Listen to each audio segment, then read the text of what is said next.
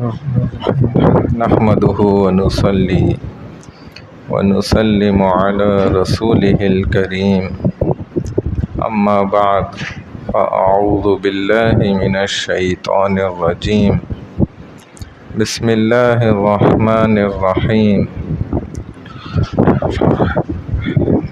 یہ بات پہچاننا کہ ہم رب کے دوست ہیں یا نہیں، تو اتنا بندہ خود اپنا جائزہ لے لے کہ اس نے آج کے دن قرآن کی تلاوت کی ہے یا نہیں۔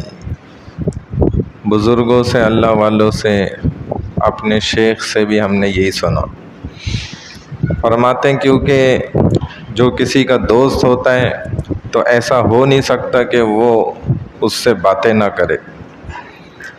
تو اللہ کی دوستی کی ایک بڑی نشانی قرآن کی تلاوت ہے، اور قرآن کی عظمت جب دل کے اندر ہوگی تو دل خود بے قرار ہوگا تلاوت کرنے کے لیے، بے تاب ہوگا کہ میں جہاں مجھے 2 4 10 منٹ مل جائیں تو بس وقت کو ضائع کرنے سے بہتر ہے کہ میں قرآن کی تلاوت کروں۔ اور قرآن تو اب جو ہے ہر ایک کی جیب میں رکھا ہوا ہے۔ اس موبائل کے اندر بھی قرآن انسٹال کر لینا کوئی مشکل کام نہیں ہے، بڑا آسان ہے، اور کوئی اتنی لمبی چوڑی وہ اپلیکیشن میں بھی نہیں ہوتا۔ تو موبائل جب جیب میں ہے تو گویا جہاں موقع ملتا ہے فوراً نکالتا ہے اور اس میں کچھ نہ کچھ کرنا شروع کر دیتا ہے۔ تو اگر دین کا رنگ چڑھا ہوا ہوگا نا، اور دل سدھرا ہوا ہوگا، دماغ جگہ پر ہوگا، اور اسی طرح دھیان اللہ سے جڑا ہوا ہوگا نا، تعلق مع اللہ ہوگا، تو یہ ہزاروں لاکھوں کی طرح نا وقت ضائع نہیں کرے گا کہ موبائل نکالا اور کھیل میں فلمیں دیکھ رہا ہے اور ڈرامے دیکھ رہا ہے اور گانے سن رہا ہے، واہیات دیکھ رہا ہے، فضول۔ اتنا قیمتی اس کا ہر لمحہ، ایک ایک سیکنڈ اس قدر قیمتی ہے کہ ساری دنیا والے مل کر اس کی قیمت ادا نہیں کر سکتے، اس کے ایک لمحے کی قیمت۔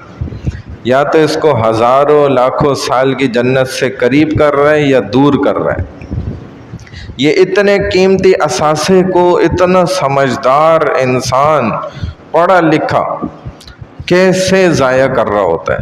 حیرت ہے ان کے اوپر، اور اتنے قیمتی وقت کو جو ہے صحیح استعمال نہیں کر رہے ہوتے۔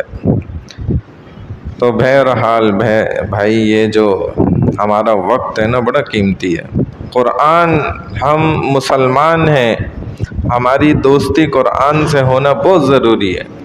اگر ہم قرآن سے دوستی نہیں لگائیں گے تو زمانے کے فتنے ایسے ہیں کہ یہ ہمیں لے ڈوبیں گے، چاہے ہم کتنے بھی دیندار ہوں نا۔ دیندار ڈوب جاتے ہیں، غیر دیندار کی تو کوئی بات ہی نہیں کر رہے۔ تو فتنے ایسے خطرناک ہیں، اور قرآن سے جس قدر زیادہ تعلق جڑا ہوا ہے تو ان فتنوں سے بچنا آسان ہے، اور قرآن سے تعلق جڑنا بہت ضروری ہے۔ اسی لیے حافظ قرآن کو اللہ تعالیٰ قیامت کے روز فرمائیں گے، جب حافظ قرآن سامنے آئے گا نا تو اس کا قرآن علیحدہ ہو جائے گا۔ وہ اللہ سے، اللہ کی بارگاہ میں کہے گا۔ حدیث میں نبی علیہ الصلوۃ والسلام نے فرمایا کہ وہ اللہ سے کہے گا، یا اللہ اس کو عزت کا جوڑا پہنائے، تو اللہ تعالیٰ اس کو عزت کا تاج پہنا دیں گے۔ وہ کہے گا مزید اس کو اور خوشیوں کا عزتوں بھرا جوڑا پہنائے، تو اللہ تعالیٰ اس کو جو ہے نا فرمائیں گے کہ بھئی تو قرآن پڑھنا شروع کر اور جنت کے درجوں پہ چڑھتا چلا جا، تو یہ آخر تک درجے تک پہنچ جائے گا قرآن پڑھتے پڑھتے۔ یہ حدیث شریف۔ اور والد کو تاج پہنایا جائے گا، تو بعض طلبہ اعتراض کرتے ہیں بھئی قرآن تو ہم نے حفظ کیا ہے، تاج جو ہے وہ والدین کو کیوں پہنایا جا رہا ہے؟ تو بھائی بات یہ ہوتی ہے کہ والدین کی مرضی سے نا، ان کی خوشی سے، ان کے ارادے سے نا بچہ حفظ کرتا ہے، کیونکہ حفظ کرنے کی عمر میں تو اس کو اتنی عقل سمجھ ہوتی نہیں ہے کہ میرے لیے اچھا کیا ہے برا کیا ہے. وہ خود تو اکثر فیصلہ نہیں کر پاتا. جب فیصلے کی طاقت آتی ہے تب تک اس کی عمر نکل چکی ہوتی ہے، وہ تیز حافظے والی. تو اکثر والدین حفظ کراتے ہیں. تبھی تو اللہ کے رسول نے فرمایا نا صلی اللہ علیہ وسلم کہ اس کے والدین کو تاج پہنایا جائے گا.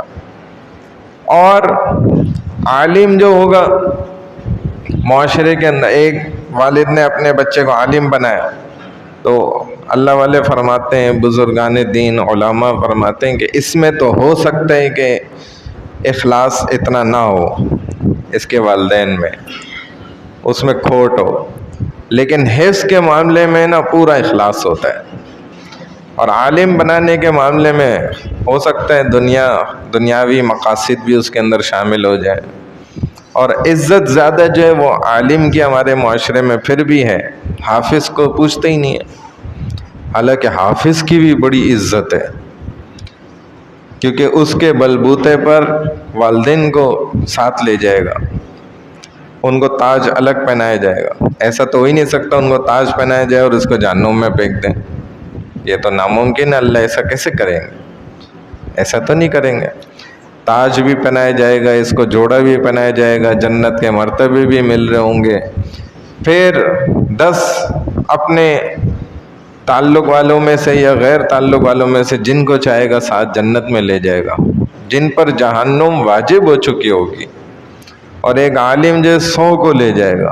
تو ہمارے معاشرے میں عالم کی تو پھر بھی، لیکن حافظ کی نا اتنی زیادہ کوئی خاص عزت نہیں کی جا رہی ہوتی. اور اسی طرح قاری کی بھی، حالانکہ یہ بڑا اونچا مرتبہ ہے. ابھی میں آپ کو حساب کتاب لگوانا شروع کروں تو بات بڑی لمبی چلی جائے گی. ایک صرف جو طالب علم قرآن یاد کر رہا ہوتا ہے نا ایک دن کا، اس کی لاکھوں نیکیاں بن جاتی ہیں صرف ایک دن کی.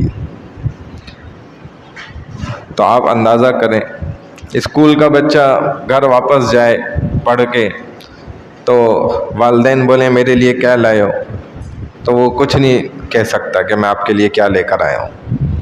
کالج کا بچہ پڑھ کے جائے، والدین پوچھیں بھائی میرے لیے کیا لے کر آئے ہو، تو وہ نہیں کچھ کہہ سکتا، بھائی میں خود تعلیم سیکھ کر آیا ہوں، بس میں آپ کے لیے کچھ نہیں لایا. یونیورسٹی کا بچہ چلا جائے، کیا لائے ہو میرے لیے، کچھ نہیں لایا جی. لیکن اگر حافظ قرآن گھر پہنچے تو اس کے والدین اگر اس سے پوچھ لینا کہ ہمارے لیے کیا لایا، اور یہ گنوانا شروع کر دے کہ میں آپ کے لیے آج کیا لایا ہوں، تو وہ گنتی اتنی زیادہ ہے کہ آپ کو کیلکولیٹر نکالنا پڑے گا.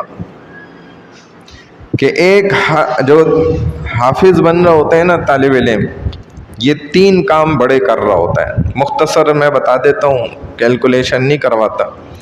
3 کام یہ کر رہا ہوتا ہے کہ ایک تو یہ سبق یاد کر رہا ہوتا ہے، اس نے وہ سناتا ہے. دوسرا، جس بارے میں سبق چل رہا ہوتا ہے تو جو سبق سے پچھلے اسباق ہوتے ہیں وہ سبکی کہلاتی ہے، وہ الگ سناتا ہے. اور تیسرا، جو پچھلے پارے ہوتے ہیں وہ منزل کہلاتی ہے، وہ الگ سناتا ہے. تو اس طریقے سے کم از کم ایک حافظ قرآن جو حافظ بن رہا ہوتا ہے بچہ، اس کے جو سبق ہوتا ہے نا وہ کم سے کم بھی جو ہے نا 6-7 لائنیں ہوتی ہیں. اور 6-7 لائنوں کے اندر ہر ایک لائن کے اندر جو ہے کم از کم جو ہے نا 10 سے 12 الفاظ ہوتے ہیں. تو ان 10 کو آپ اگر ملٹیپلائی ضرب دے دیں 6 سے بھی تو 60 ہو گئے. پھر ان 60 الفاظوں کے اندر اگر آپ حروف کا شمار کریں نا تو وہ چلے جاتے ہیں تقریباً 300 سے اوپر ہی. پھر اس 60 کو 300 سے ضرب دے دیں. پھر ہر حرف کو اللہ فرماتے ہیں، اللہ کے رسول صلی اللہ علیہ وسلم، کہ میں یہ نہیں کہتا کہ صرف الف لام میم یہ ایک حرف ہے یا ایک لفظ ہے، بلکہ فرمایا الف بھی ایک حرف نہیں ہے. الف کے اندر بھی حمزہ، لام، فا یہ 3 حروف ہیں. ایک حرف میں بھی 3 حرف، یہ بھی حساب لگا لیں تو 900 پہ بات چلی جائے. اب 900 کو 300 سے ضرب دیں، کدھر بات پہنچ جائے. پھر ہر حرف کے بدلے اللہ ایک حرف کے بدلے 10 نیکیاں دیتے ہیں. پھر اس کو 10 سے ضرب دے دیں. پھر اللہ فرماتے ہیں کہ میری مرضی ہے میں 700 گنا تک بڑھا دوں، اس سے ضرب دے دیں. یہ تو صرف سبق کا حال ہے. جو پچھلی سب کی یاد کرتا ہے سناتا ہے وہ کتنے حروف کتنے الفاظ بن جاتے ہیں. پھر جو منزل کا کم از کم ایک پارہ سناتا ہے، تو ابا میں آپ کے لیے یہ لاکھوں نیکیاں لے کر آیا ہوں. اندازہ کریں 1.5-2 لاکھ تو یہ نیکیاں لے کر جاتا ہے روز. اور جو استاد بیٹھا ہوا ہے قاری، اس کے پاس کم از کم 20 سے 22 بچے تو ہیں. تو ہر بچے کی اگر 1 لاکھ نیکی بھی لگا لو تو استاد کے پاس کتنی نیکیاں ہو گئیں؟ 22 بچوں کی 22 لاکھ نیکیاں. وہ قاری جس کو ہم کوئی عزت ہی نہیں دیتے، نہ اس کو کچھ سمجھتے ہیں، بلکہ اس کو بعض لوگ تو اپنا نوکر بھی سمجھ رہے ہوتے ہیں اور وہ لاکھوں نیکیاں لے کے روزانہ جا رہا ہوتا ہے. کتنے بچوں کا سبق سنتا ہے، سب کی سنتا ہے، منزل سنتا ہے. اور اگر یہ اخلاص کے ساتھ یہ کام کر رہا ہے، دنیا دار بھی کون اتنی نیکیاں بنا سکتا ہے؟ ایسے تھوڑی اللہ کے رسول نے فرمایا کہ خیرکم من تعلم القرآن وعلم. اس کے پیچھے ضرور کوئی خزانے چھپے ہوئے ہیں جو ہمارا دماغ وہاں نہیں پہنچ رہا. جو بندہ لاکھوں نیکیاں ایک دن میں کما رہا ہے، اس کو ہم کوئی حیثیت ہی نہیں دے رہے، کوئی عزت ہی نہیں دے رہے. تو ایک عالم جو اس علم سے بھی آگے ہے، اس کی نیکیاں کس قدر ہے. بہرحال اللہ میں عمل کی توفیق عطا فرمائے. سبحان اللہ و بحمدہ، سبحانک اللہم و بحمدک، نشہد ان لا الہ الا انت، نستغفرک و نتوب الیک، برحمتک یا ارحم الراحمین.